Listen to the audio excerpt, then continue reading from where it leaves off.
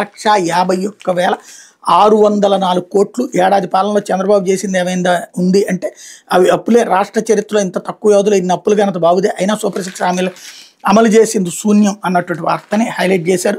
ఎన్నికలు వచ్చిన సూపర్ 6 హామీలను నమ్మి సరిగ్గా ఏడాది క్రితం ఇదే రోజున రాష్ట్ర ప్రజలు చంద్రబాబు నేతృత్వంలో కూడా ప్రభుత్వానికి అధికారం అప్పగించారు. కానీ ఇప్పటికీ ఒక్కటంటే ఒక్క హామీ కూడా అమలు చేసి ప్రజలకు పైసా ఇచ్చిన పాపాన పోలేదు.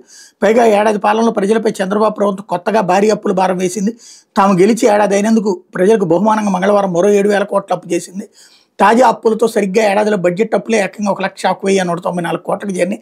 రిజర్వ్ బ్యాంక్ ఆఫ్ ఇండియా రాష్ట్ర ప్రభుత్వ సెక్యూరిటీల వేలం ద్వారా 6.61% నుంచి 6.64% వడ్డీకి మొత్తం అప్పును సమీకరించింది అన్నటువంటి వార్తని హైలైట్ చేశారు. దాని ప్రకారం బడ్జెట్ గణాంకాల మేరకు ఏడాది మార్చి వరకు అప్పు 81,622 కోట్లు, ఏప్రిల్ 3వ తేదీన చేసిన 5,750 కోట్లు, మే నెల 6వ తేదీన చేసిన 6,822 కోట్లు, జూన్ 3వ తేదీన 7,000 కోట్లు, మొత్తం అప్పు 1,194 కోట్లు. బడ్జెటేతర అప్పు పౌర సరఫరాల సంస్థ 2,000 కోట్లు, మార్క్ఫెడ్ 6,700 కోట్లు, ఏపీఐసి 1,000 కోట్లు, ఏపీఎండిసి 9,000 కోట్లు, ఏపీ పవర్ ఫైనాన్స్ కార్పొరేషన్ 710 కోట్లు. టోటల్గా బడ్జెటేతర 19,410 కోట్లు.